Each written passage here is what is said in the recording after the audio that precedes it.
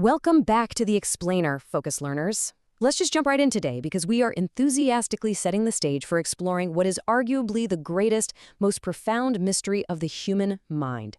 We're looking at how our raw, wet, biological hardware, the cells, the synapses, the little sparks of electricity in our heads, somehow manages to create subjective experience. How does gray matter create the feeling of a sunset? It's one of those questions that just stops you in your tracks, right? Because on one hand, you have the cold biological machinery of the brain, which, let's be honest, is essentially just a 3-pound lump of fat and water.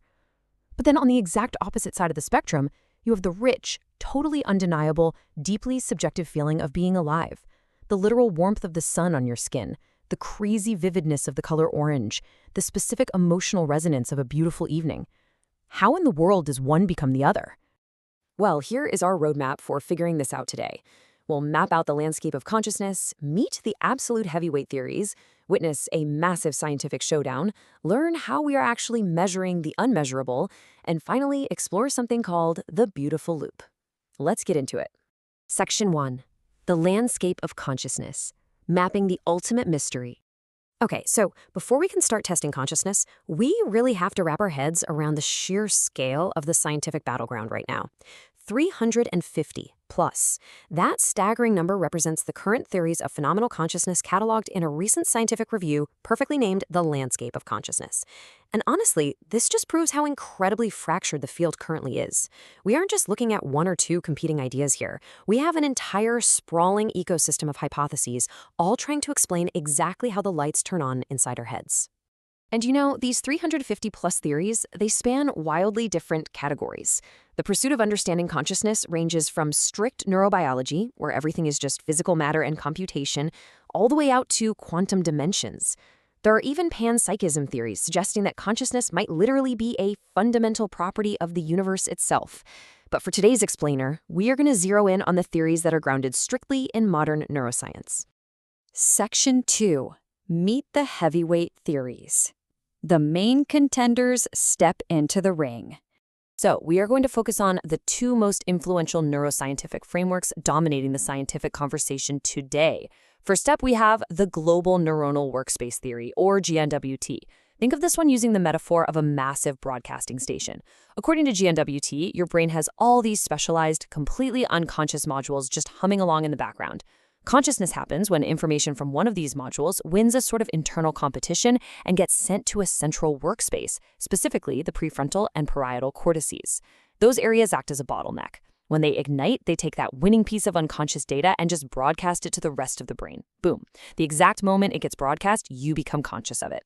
Now, contrast that broadcasting idea with our second heavyweight, Integrated Information Theory, or IIT. Now, IIT absolutely does not view consciousness as a broadcasting system or a message being zipped around. Instead, it views it as a dense structural web.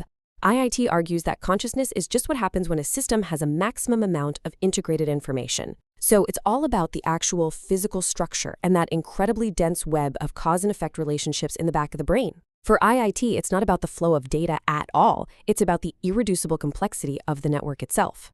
Section 3. The Great Scientific Showdown. The Cogitate Consortium's Adversarial Collaboration. Now, what's really fascinating here is the conflict. For the longest time, the folks backing these two theories just worked in their own separate silos. But recently, a group called the Cogitate Consortium set up this massive, global experiment to test these rival frameworks head-to-head in real time.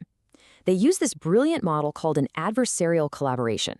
Led by researchers like Oxford's Ole Jensen, they brought together the actual creators of both theories and essentially forced them to pre-register exactly what they expected to see in the brain before the experiment even began. This is a huge deal because it totally eliminates the temptation to, change the rules or move the goalposts to explain away the data after the fact. We're talking over 250 participants measured using cutting-edge neuroimaging like fMRI, MEG, and intracranial EEG. These scientists literally put their life's work on the line.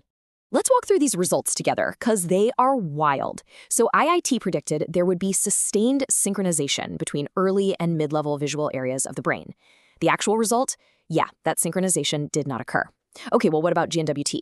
They predicted the prefrontal cortex would be active for all conscious details, and that there'd be an ignition burst of activity when a visual stimulus disappeared.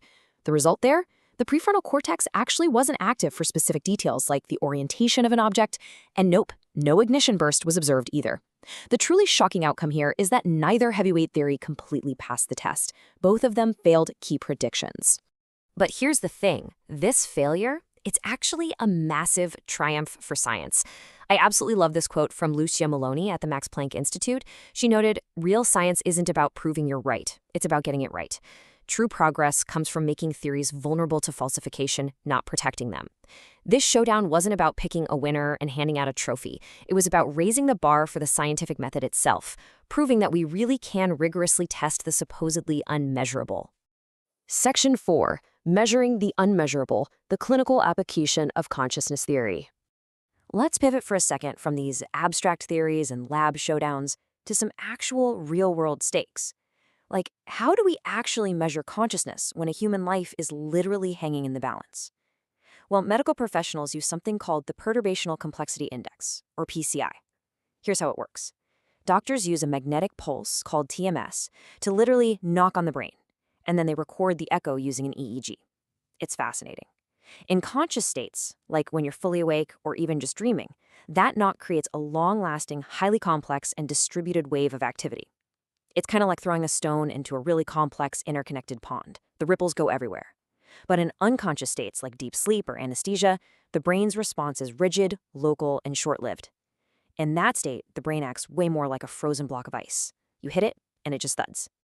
And guys, this isn't just theoretical. The PCI index accurately detects consciousness in non-communicative patients around 95% of the time when purposeful behavior is present.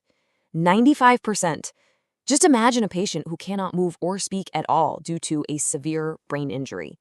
PCI can actually look right past their physical paralysis and detect the complex brainwaves of a conscious mind trapped inside. That is just massive, literally life-changing clinical value right there. So the really crucial takeaway here is this. Cognition, which is our ability to think, act, calculate, and perform tasks, is not the same thing as consciousness. Subjective experience vastly exceeds what we can physically express. Just think about dreaming, right? You have incredibly rich, totally raw experiences, but almost zero cognitive control. Or psychedelic states, where vivid hallucinations are totally decoupled from your ability to actually perform intelligent tasks. Or even advanced meditative states of pure presence, where a person experiences incredibly vivid awareness, but with zero active thoughts. All these examples show us that we can have a deeply rich inner world, pure being, without any cognitive doing at all. Section 5. The Beautiful Loop. A new challenger enters the arena. All right, with all that in mind, let's introduce the newest, highly debated framework in the consciousness landscape.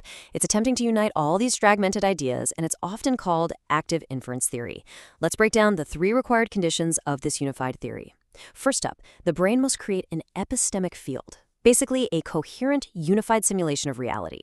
Second is Bayesian binding. Out of the millions of sensory inputs hitting you right now, competing inferences actually fight to be included in that simulation, and the winners are simply the ones that best minimize your uncertainty about the world. And third is epistemic depth. This means this simulation, your reality model, is shared deeply and recursively across the entire brain system. So, according to this theory, consciousness is basically just a highly complex dance of prediction and error minimization that creates the reality you are experiencing right now. And that brings us to the core concept of this whole thing, the beautiful loop. This theory argues that awareness emerges when your brain's model of reality actually contains the knowledge that it exists. It's a recursive, self-updating knowledge of knowledge. Your brain predicts the world, it checks those predictions against your sensory data, it updates its model, and crucially, it knows that it is doing so. This self-evidencing loop is the proposed bridge. It's the thing that connects the cold, wet biological hardware to the undeniable warmth of phenomenological experience. Which leaves us with a profound and, frankly, kind of unsettling thought for our final step today. As we keep building artificial intelligence architectures that increasingly rely on these exact same recursive, self-updating models and active inference, what happens next? If we build an AI that perfectly replicates this beautiful loop, meeting literally all the conditions of this theory, is it truly conscious, or is it just a flawlessly convincing imitation? Because, just because a system can convince us it's aware, we're still left wondering, are the lights actually on inside? It's definitely something to chew on until next time. Keep learning, keep questioning, and thanks so much for joining me on this explainer.